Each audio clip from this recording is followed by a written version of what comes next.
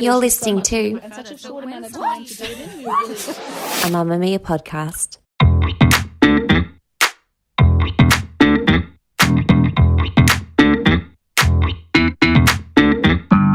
Hi there and welcome to Cancelled, a podcast from Mamamia about who's in, who's out and who cares.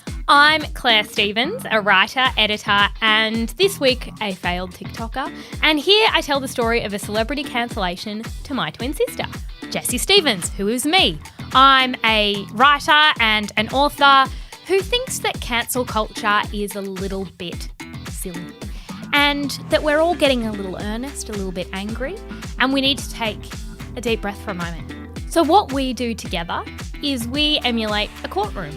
We say, okay, just like murder is more wrong than getting a parking ticket, for example, in our justice system, some celebrity crimes are more naughty than others, and therefore you need a sentence that fits the charge. And luckily there's us, because we've never studied law and we don't know how a courtroom works, but we have what I would describe as a sense of things, a sense, a vibe, and a general feeling about wrongness, which is what everyone needs, which makes us qualified to hand down charges but also sentences. Yes.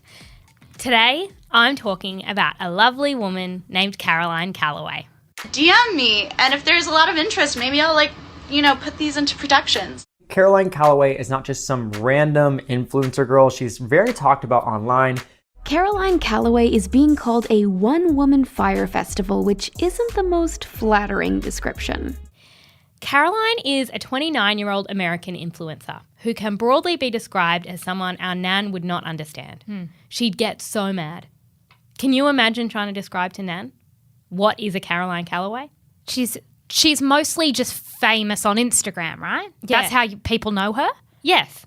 But Nan would be outraged by that. Yes. Very frustrated. Caroline says she was a dramatic child, and when she was 17, she changed her legal name from Caroline Gottschall to Caroline Calloway, which was her middle name, because she said she thought Calloway would look better on book covers someday. I love her already. And it would. Great name for an author. But this is the TikTok trend, you need to start romanticising your life. She romanticised her life from being a child. You know what she has? What? Main character syndrome. Yes. Mad main character syndrome. Yes. Which might be the central charge. Continue. Okay. In 2012, Caroline was studying at New York University and she started posting on Instagram. And what she did was she posted these really moody, aesthetic pictures with really, really long captions. Right. That were this tone that I wish I had a word to describe this tone, but it's definitely too cool and it's definitely romanticising your life. I'm going to make up a word, novelising. Yeah. Novelising your life as though you're scrolling through Instagram, suddenly I'm in a novel. Mm-hmm. And it's a woman who's sitting there and she's like, I was sitting on the beach and my husband came over and he said, are you going to go for a dip? And I was like, I already dipped. And then he said, I love you. And it's like, that's not a conversation, that's dialogue that you wrote that didn't take place. Exactly. That's what Caroline Calloway was doing. She told Man Repeller, I began by writing an autobiographical story that carried across multiple Instagram posts and introduced different people in my life as characters. That's such main character energy. Oh, she wanted to essentially write her autobiography via Instagram and then get a book deal out of it. Question. Why would anyone buy the book if it already exists on Instagram? That's a question I think about a lot as well. But we'll get to it, but clearly people do want to buy it. Okay. She thinks people want to hold it in their hands. Okay. It's like you are when you're holding your phone. But anyway, by 2017, she had over 800,000 followers. She went to Cambridge University and continued to write very, very long captions about her life experiences, including relationships and travel, and it was very much the novelising. She studied caption writing at Cambridge. They must have had a course. Yeah, Instagram. See, here's a picture. What's the caption? Match the caption to the picture. You know girls with the relevant captions? Yeah. She's like that. Yes. Can you imagine her at an airport? You know how you've got to write your job down? And I'm always like journalist and I feel like a fraud because I'm not really a journalist. Yeah. And then it's like writer and you sound unemployed. And you're like editor and it's like, what does that mean? Like you edit what? She would be like, caption writer. I'm in an airport. It's cold. And then Can you imagine the person being like, I describe the world around me in a way that nobody else can. Do you know what I mean? like you look like such a dick. Like you're a caption writer. Yeah. It's your LinkedIn. Yes. Caption writer on my Instagram. Here's the handle. Yeah, people would think she writes subtitles or something. Yeah, No. I write captions on pictures. On my own. Pretty My pictures. own pictures. Let's get stuck in. First, we have the book. So during this meteoric rise to Instagram fame, she secures a book deal in 2015. Oh, God, good for her. And because she's the main character, it's this book agent person called Bird, B-Y-R-D, which is like, of course, Full name. it's a New York Bird somebody who did all the best books ever. And to get a meeting with him, she went to his secretary and said that she already had a book deal with him. And it's like, this isn't a movie. Yeah, okay. So we're writing it didn't happen, but it's a great story Yeah, it about is a great Bird. story about Bird. She announced it to her followers, which I always think is a risk. When you say, I've got a book coming out. Have you written it? No.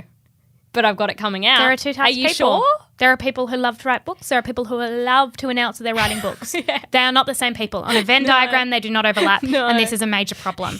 Because when you're an influencer, you need to be constantly announcing. Yes. Announcement. I'm sober. Yeah. Announcement. I'm writing a book. I'm on television. When we don't have announcements, we have to make them up. But what's lovely is that you can announce you're doing a book and then a later announcement is, I'm not doing the book. That's content times 2. Yeah, exactly. So she tells her followers she's got a book deal with Flatiron Publishing for a memoir called And We Were Like. She claimed in interviews that her advance was nearly $500,000. Later it's come out that it was more like $375,000. That's still too much. Too much. She shared the cover with her followers. So I find Was the cover good? Yeah, I would have read it. But this clearly wasn't some mythical book where, it's a little conversation and this book's happening. They've designed a cover. Oh, the person whose job it is to do cover design met their deadline. Yeah, of course. And it went through multiple rounds of approval. It did. How did she go with the writing of the... We'll get to that. She also posted about how it was going to be published in the US, the UK and France. I mean, that's an international deal. Yeah. Not long after, she wrote that she had pulled out because she felt that the proposal she had sold was a lie that didn't represent who she actually was. It wasn't that I didn't think readers could handle the interior world of a deeply human heroine, she wrote, or that I didn't want to let you in. It wasn't even that I thought I had to make myself into a breezy, uncomplicated role model in order for publishers to publish me. The truth is that I used to be too afraid to tell it. What? This is all of us handing in that form at uni when you have to say why your assignment and you are like, It's not that I didn't have enough time. It's that time didn't have enough for me. It's like you really have to launch into I broke my spine. What? But then my psychology assignment's like, what is psychology? No. But this is the main question. Did Sweetie have to give her money back? Because that's a lot of money to give back. She did. She chose to back out of the contract and owe lots of money to the publisher rather than write the book she had promised them. Why didn't she just write a different book? Like if she felt like she pitched the wrong book, why not repitch and write a memoir that was true to her? I don't know. I think that as well because this is what she said. I more or less stopped posting on Instagram at that point. I think that's meant to show she was in a state of severe distress. Okay. It was so hard to have come so close to something that I had dreamed of my entire life and trip over the finish line. But the idea of spending the rest of my life signing copies of a memoir that wasn't about the real me broke my heart. But why didn't you just make it about the real you? Given that it's your memoir. Why didn't you just write the real memoir? Like no one was going to come up and be like, this isn't my true story. It's like, that was you. You could even write a fake one. No one really cares. What no one tells you, as the only person in this room who has written a book, I just thought I could provide some insight. Everyone thinks it's going to be beautiful to write a book. I cannot stress enough how much it's like an assignment. But a really big one and one where you don't just get a mark, everyone criticizes it. Of course. And as aforementioned on this podcast, they tag you on Instagram and they go on to Goodreads and they say to they write articles. Well, this didn't live up to the hype. Okay. I didn't hype it. Caroline hyped? Yes, she hyped big time. And the thing is, we all have moments where we think, I can't sign this piece of shit. I We do understand, it I relate, anyway. but we do it anyway because of the money. We don't want to give it back. She It's must have had a lot of uncomfortable. money if she thought she could give it back. Well, we'll get to how she paid it back off. Next, we have the workshop. And so just the confidence and, if I may say so, the audacity. Because After the book, she goes, book not happening. No, it's not the Workshop. real name. Workshops. At the end of 2018, she shares with her followers that she's going to host a creativity workshop in New York. she failed to harness her creativity in a big way. I'll teach you how to write a book, ma'am. Ma'am. You didn't write your book, but that's okay. For $165, fans could meet her. They could receive a care package. What was in the cap? The one thing was mason jars. All right. Yeah. And like flowers. She's really into everybody having flower crowns and flowers behind their ears. It's the aesthetic of her Instagram. And I guess hear her speak. She got a good level of interest, so she announced she was turning the workshop into a tour around the country. $165 is more than you'd pay to see Adele for 2 hours, I reckon. That's more than a Hamilton ticket. And Adele has written an album many times. Yeah. She's done things. Oh, I guess you don't get a care package with Adele, do you? You don't get a flower crown. No. But journalist Kaylee Donaldson was following the whole thing and documenting it. She called it a scam, and she claimed Calloway was charging a huge amount of money for a workshop she admits she wrote in one day. That's the issue with sharing details of your life. She wrote, I think it's categorical bullshit that nobody is talking about and that we glorify this influencer nonsense. Yeah. Fair call. Okay. Let the woman have her workshop. Yeah, let her have her workshop that people are buying for This is reasons a we don't know. democracy. I know. After Donaldson's tweets went viral, Calloway did cancel most of her tour and she refunded her fans, which will become a common theme. Refunding is honest work. It is the first glimpse of honest work I have seen. No one can process a refund like Caroline Calloway. If there is one thing she knows to do, it is to process a refund efficiently. Practice makes perfect. It turned out that certain aspects of the workshop, things like she was writing personal letters to each individual who attended it. There were going to be really good salads. Why didn't she hire a team? If you're charging $165 a head, hire a few planners and go, I'm not an event planner. I'm not a project manager. But I would hire 3 people. I'd say you, Claire, you're on salads. Yeah. Producer Liz, you're on flower crowns. Yeah. Producer Rosie, you handwrite the letters. I don't want to handwrite the letters to strangers. I don't have time. We outsource. Yes, and that's the thing that I really notice about youth, the confidence. Because what makes The you ambition. think that, like, I don't use this term, you know, I don't mean anything by it because I'm probably the same, but you're a failed author. So what makes you think that as somebody who got a book deal and then could not finish that book, that you would then be an expert at running events? A feeling. A feeling. A sense. A vibe. Caroline was also posting about all the failings as it went. Great content. In- Great announcement, culture content, but then at the same time, it's terrible promo. It's like, In an Instagram story, she posted about realising how large an order of 1,200 mason jars would be and how that was really quite stressful. I'm going to submit 2 Instagram stories into evidence. all right, I'm going to take a look. One is a picture of Caroline very close to the camera.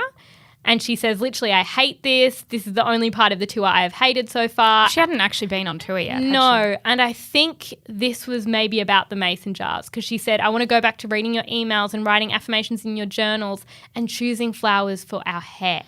She really wants everyone to wear flowers in their hair. If I went to a workshop and they said, put this flower crown on your head, I'd put my hand up and say, I'd like a refund. I don't want the flower crown. It's going to make me itchy. She also says in that Instagram story, she's talking about the mason jars and how they're going to make a really good gift. And she's like, and I love giving you gifts. Is it a gift If you paid $165 for a mason jar. I don't think it is. I think that's a gift. purchase. I think it's a purchase too. But framing it as a gift is not. I like giving you gifts when you give me lots of money. She also did a story that said, if you're coming to this event for the salad and expecting a corporate level of event planning, I will refund you because honestly, I just want you to be happy.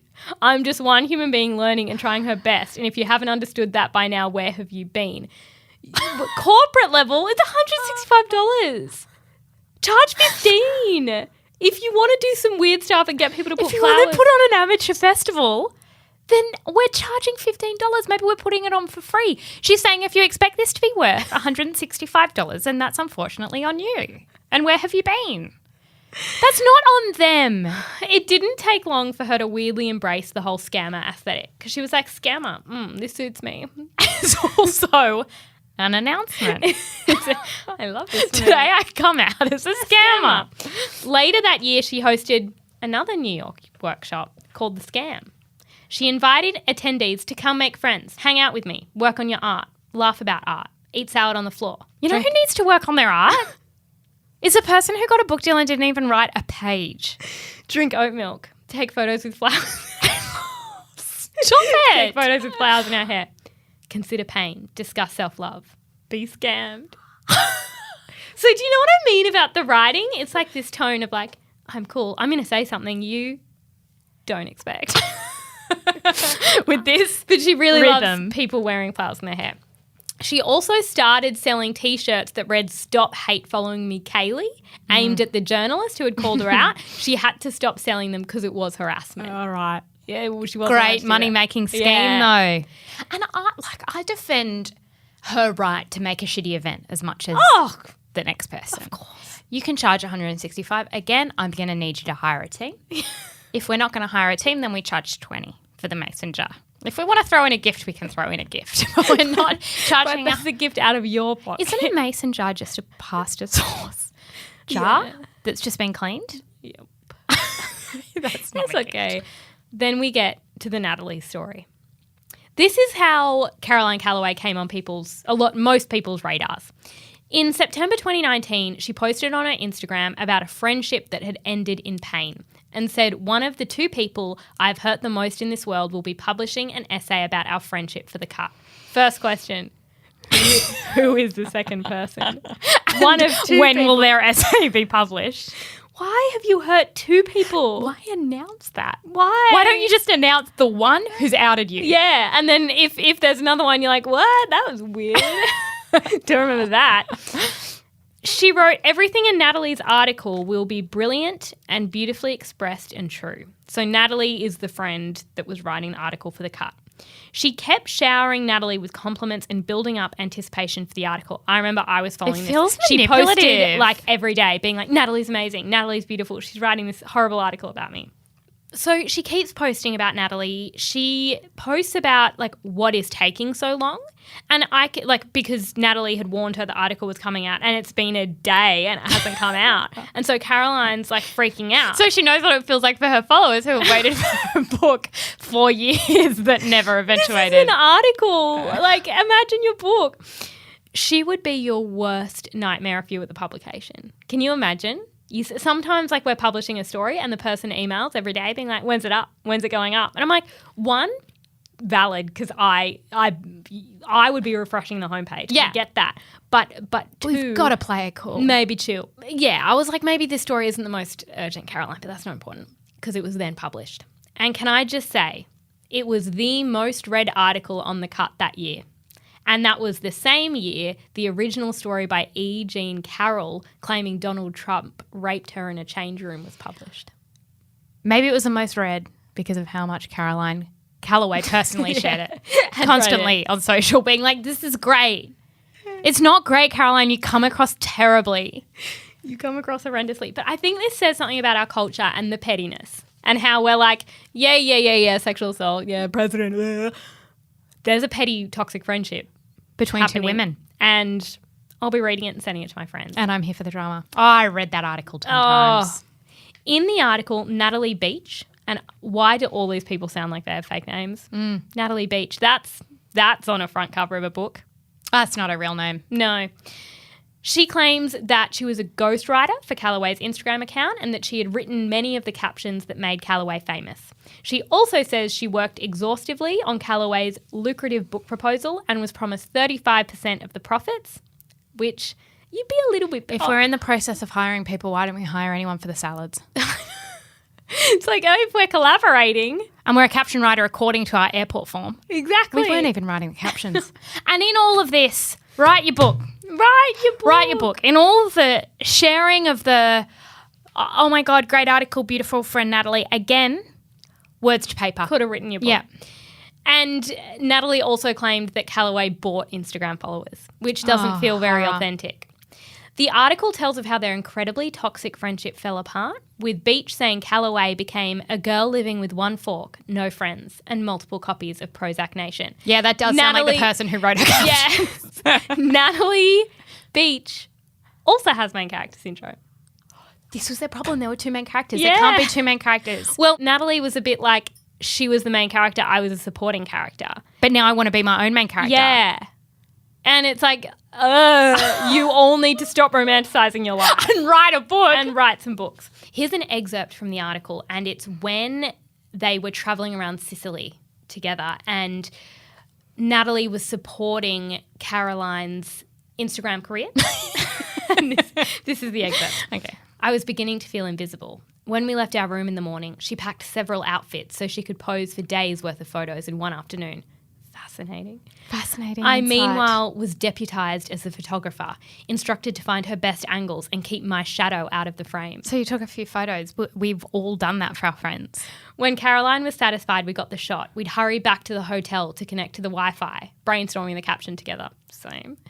After she posted the photo, she would hold her phone in her palm and watch as the comments rolled in, responding to each one. This is me on every European holiday Yeah. I've ever been on. This is just my trip to Santorini in like 2012. Except without the followers or the money or the book deal. She was building a second version of herself in front of me. And how could I compete with that? You don't have Get on your own Instagram. Yeah. Post your hot pic. So it's basically a really petty, toxic story of behind the scenes of Instagram fame. Which is embarrassing to watch. I And love watching it on a it's- beach or yes. at a restaurant. Yeah. And I think, respect. I'm too embarrassed. I'm too embarrassed to say to my boyfriend, you take a nice photo of me. Not that one. That one was terrible. That was terrible. Get your shadow out. I can see your shadow. That ruins the facade. As I was driving into the office today, I saw a woman with like a pole thing filming herself as she was walking down the street. And I was like, you know what?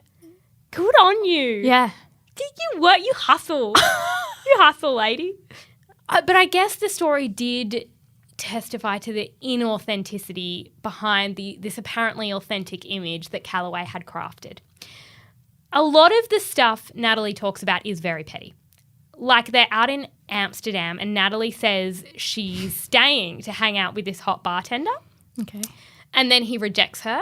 And so she decides to go back to where they're staying. And Caroline doesn't answer the phone or respond to messages. And Natalie's out all night and she gets harassed and it sounds horrible and she has to like sleep in a Starbucks. But it's like Caroline was asleep. She was asleep. I know that's annoying. I mean, it's not a crime. It's not a crime. It's a dicky thing that a friend does on holidays. Knock harder. It's not. Get reception to call the room. Like, I don't know. But I probably didn't need to know that story. Exactly. And then Natalie keeps referencing all the crappy jobs that she had while Caroline was super privileged. So she's like, I didn't have any money. So Caroline asked me if I would almost be, okay, it's a little bit fucked, would be a like Airbnb person for her place. So like clean up her place before I gave somebody else the key. God, imagine that. You say to your friend you've run out of money and they're like, do you want to clean my house? No. It's demeaning. It's demeaning for me. But Natalie also worked as like a landscaper. I don't know. There's a lot of resentment in her tone about the contrast between what she was doing and what Caroline was doing at any given time. But I have one word for you, Natalie. It's capitalism. I'm sorry. I'm genuinely sorry, and I'm sure sorry. Caroline's sorry, but it's not Caroline's fault. And that would make a great caption. Caroline Calloway. Capitalism is not my fault. And then she can go on about how it's hard to be privileged. She's incredibly privileged. But she didn't create capitalism. Here's another excerpt. I'd always known she couldn't arrive at the airport at the suggested time. Okay, she has a friend who's always late. Like, same. Be bothered with classwork. Take care of the King Charles Spaniels she impulse bought. No, someone's going to have to do a welfare check on them. But I had held on to the fantasy that she didn't care about that small stuff because she was busy with the grand plans that would change my life. Natalie, it's not Caroline's job to change your life. Hey, how about that? She had main character syndrome and she thought that Caroline was her supporting actress. But Caroline's like, oh, I'm very much the main character. Very much the main character. And I'm not supporting your storyline at all. It's horrible and it sounds really toxic. Natalie also says that Caroline claimed her failure to write the manuscript was an intentional stand against the patriarchy and a publishing industry that insisted her life story be defined by the men she dated. Her publisher asked her to return over $100,000. That's not the whole amount. It's not. No, because I think you would know this, but if the advance is $375,000, isn't it like you get some of it before? You get paid in installments. Yeah, in like 3 or 4 installments. So she'd only got one because she never even tried to write it. I read that she got 30% up front, so that would make sense. All she right, paid good it all to know. back. This is also a case of a woman misreading the signs of feminism, because I think that she did read a feminist manifesto and she said, what I'm hearing is get a book deal and don't write the book. Blame it on men. And blame it on the men I've dated. Yeah. That wasn't the memo. So there's been a misunderstanding which probably needs to be addressed. She did make a big deal on her Instagram because I followed her forever, obviously. And she got into OnlyFans so she could pay off the debt. Feminism, and again. That was very much, now I'm free of the man. And it's like, you pitched a book. And you didn't write it. Lied to a secretary to meet that person, to get a book deal. From a woman named Boo. And then you exploited your friend who is a woman. I don't understand. Anyway. You know what feminism is about? Main character energy. Yeah. It's about all of us having main character energy. We can't all have main character energy. That's the moral of this story.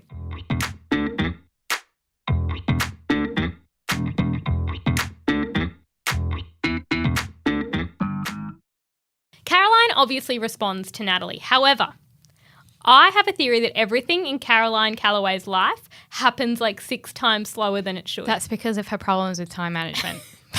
Because, just for reference, Natalie publishes this article in October. Caroline...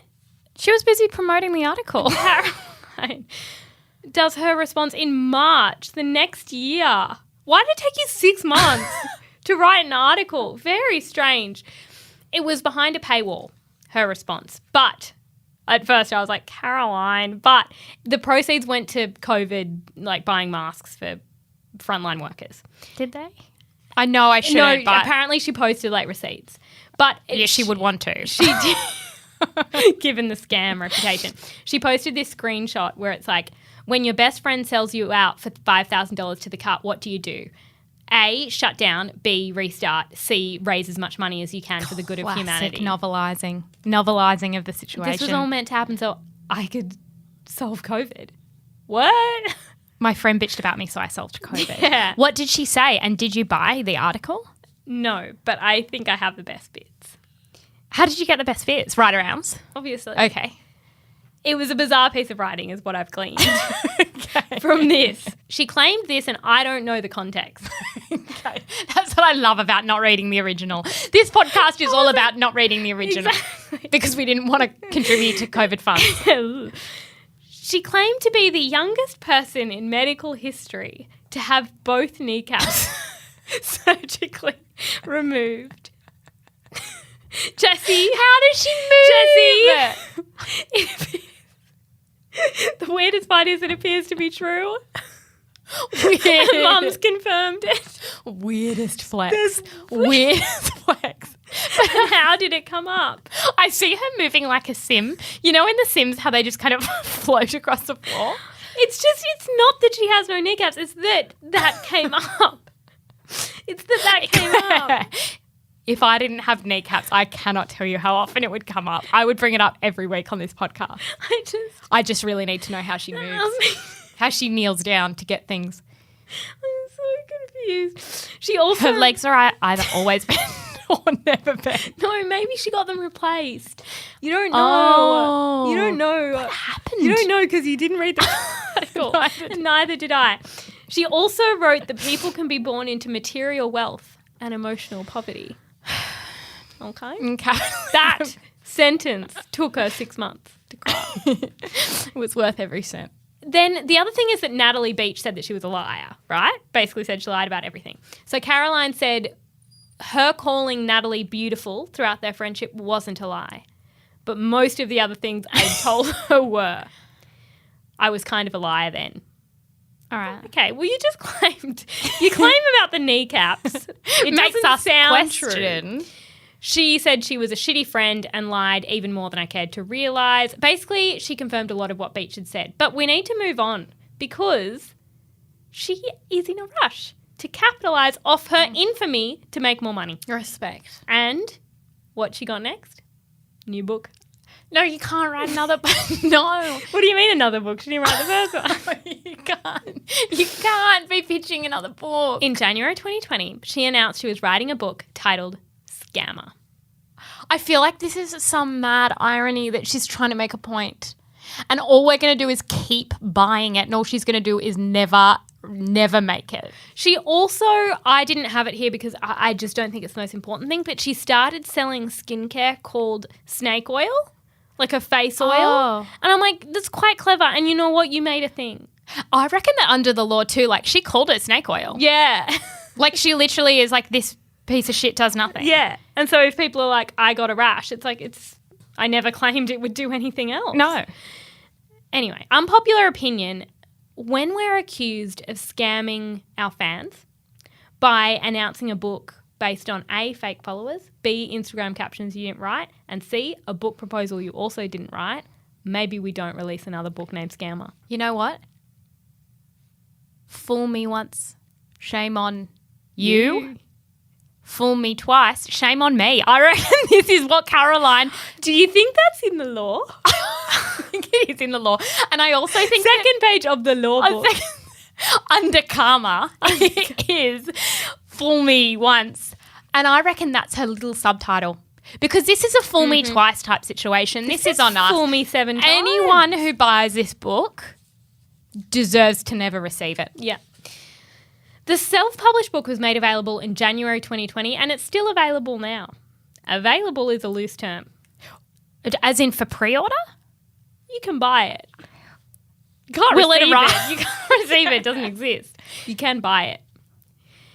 So on her website, there's a description and she says, it's finally here. 7 years of writing for you and this is the first time you can hold my words ever. The goal of this book is to make a pretty object that you can hug and display and cherish, while also giving you an escape hatch from your life, like all good authors do. On Instagram, you can Can you call yourself an author when your book doesn't exist yet? I think yes. So in this, she's saying I've written it. And it took me 7 years. Yes. And it's available. It's done. Yeah. Done. Oh, The last... no. Very soon. Very soon it will be done. Yes. No, as in it will be to you very, very soon. But what I'm hearing is that last full stop has been placed in the manuscript, maybe with a little bit more editing. Oh, yeah. The release date of the book has never been exact. But in February last year, Calloway told BuzzFeed it would be released as late as April, although it seems like it may be much sooner. Don't do that. In March, she told her followers that the manuscript is copy edited and ready to go, but that her printing company was shutting down due to the pandemic. Okay, the printer's not working. We literally have got to the printer's not working. Okay, it's ready. My just can't printer print broke. It broke. It ran out of black ink. It only has yellow ink. You can't read it. She said due to the lateness, she was offering a refund to anyone who was hurting financially during these uncertain times. When you're confused, you just have to go back to what you're good at, which is delivering a refund. Throughout the year, she did a number of interviews with media in the lead up to the book's release. Love some hype. She spoke to the BuzzFeed, the Irish Times, The Guardian. In August, she posted an update to her website about the book. The book is now estimated to ship by August 31st. Please check your email and follow Caroline Calloway on Instagram, Caroline Calloway on Twitter. As soon as orders begin to ship, tracking numbers will be provided. So it was shipping on August 31. On August 24, someone's like, hey, is there like a blurb of this book? She said, no, it's a gamble.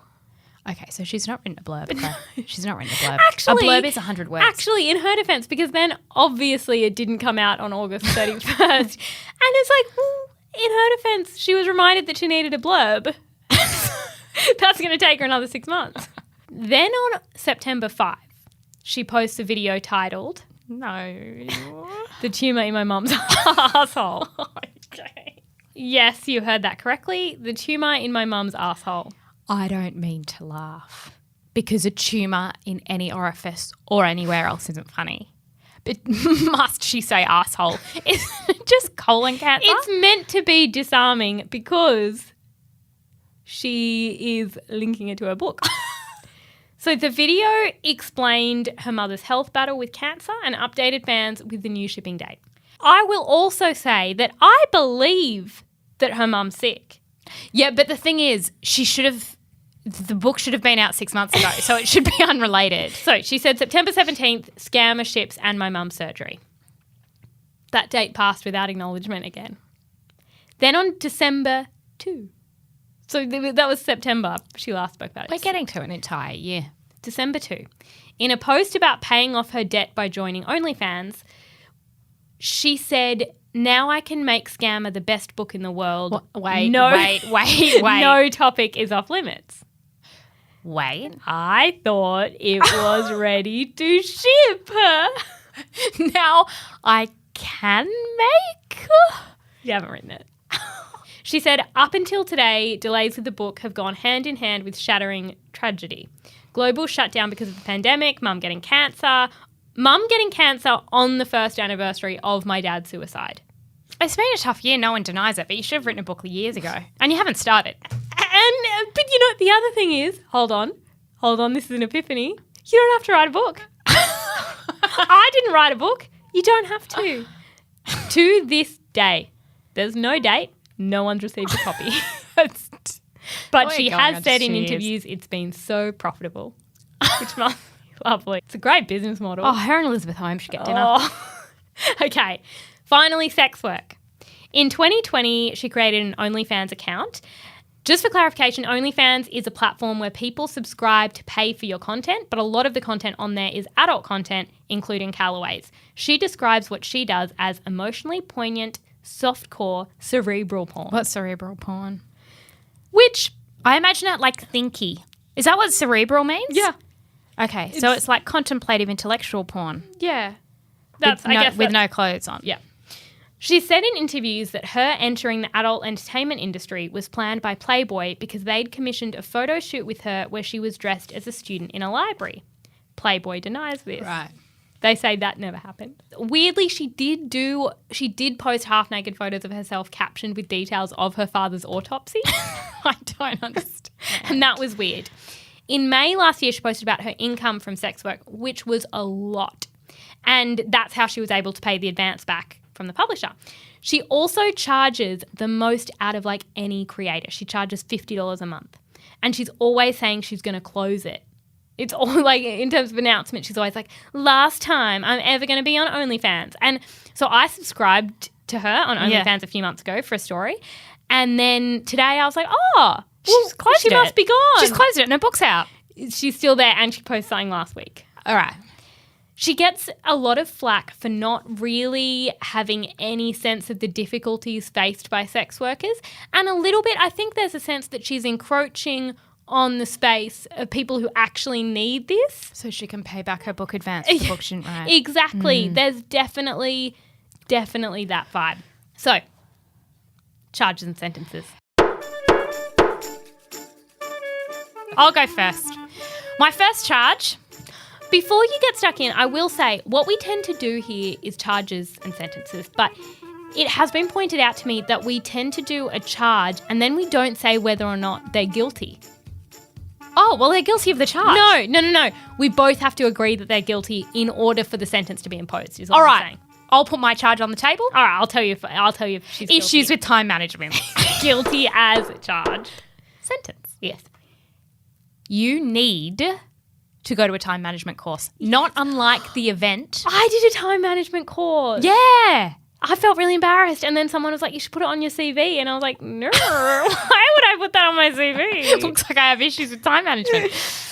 Firstly, to work on her time management, Obviously. which is a problem. Secondly, to see how an event is run. How you get lunch. It'll probably cost $100 and lunch will be provided and maybe morning tea. Yeah. And that will show you what you can provide. You need a schedule and a time frame and deadlines. I really can't emphasize enough how much you need a deadline, and maybe the Pomodoro method. Yeah. Which is where you do 30-minute stints. Yeah. I thought it was 25. She needs a process She does. because this isn't working for her. Claire, what's your charge? I would just like to say that I also read the other day that Victor Hugo, when he was writing Hunchback of Notre Dame, he was procrastinating so hard that he kept walking around the streets of Paris. Yeah. So he locked his clothes away so he couldn't access them, so he couldn't leave the house. So he wrote it naked. Oh. Which I was like, hard relate. Then Caroline Calloway would be like, I'm naked, I'm getting on OnlyFans. She's like, I'm naked anyway. I'll just make OnlyFans content. My charge is this, and you've got to tell me whether or not she's guilty. Okay, I'm listening. Trying to make money from absolutely everything other than having a real job. Guilty. My sentence? Simple. Get a real job. Well said. Work in a cafe. Do copywriting for a really boring business. Be a social media manager for a real estate company. She'd be lovely at doing descriptions of homes. She'd write a great caption. She would. What a great idea. Yeah. All right. Make an honest living. This is my last charge. Go. Taking people's money for a product that doesn't exist yet. Okay. And then blaming them for being silly. Okay. Because she's very much like, if you don't want it, you don't have to buy it. Buyer And it's like- beware. and it's like, but Generally, when you buy a book, it's been you written. do think it's going to exist. Yeah. Broadly. She's too excited about her idea, which is great. But you got to make the idea. It's how the world works. Yes, she's guilty. And part of this charge, giving me anxiety. Okay. Personally. Yep. All right? She's making me anxious looking at how much she has to do And how bad her she's- approach is. Yep. Sentence. Again, I can't go past this. You've just got to write the book. You've got to sit down and write the book. I think everyone who follows her needs to stage a revolt. No more engagement. You're not getting my engagement because you need to go dark. Yeah. You need to get off the internet, aeroplane mode, throw your phone out. You need to deliver your book, sweetie. We've do. got to write our book.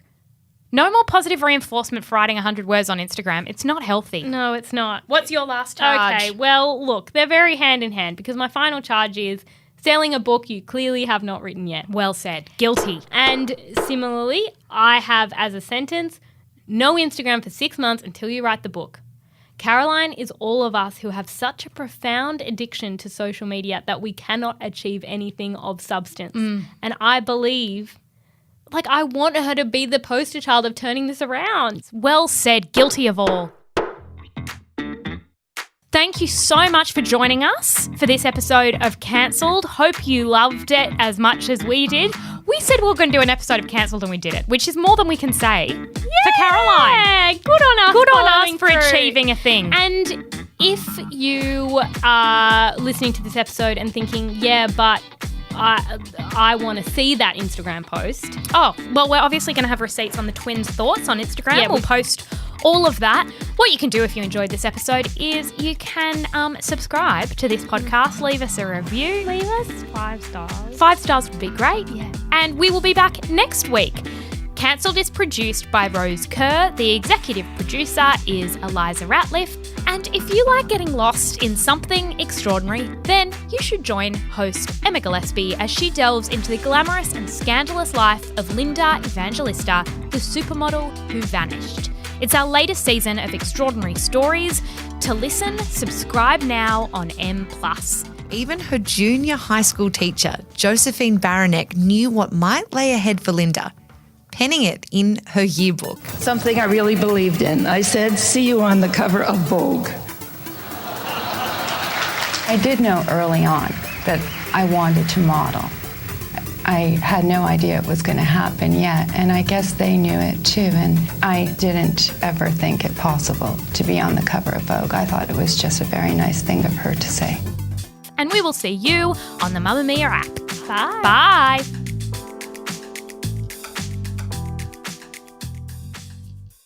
Mamamia acknowledges the traditional owners of the land we have recorded this podcast on, the Gadigal people of the Eora Nation. We pay our respects to their elders, past and present, and extend that respect to all Aboriginal and Torres Strait Islander cultures.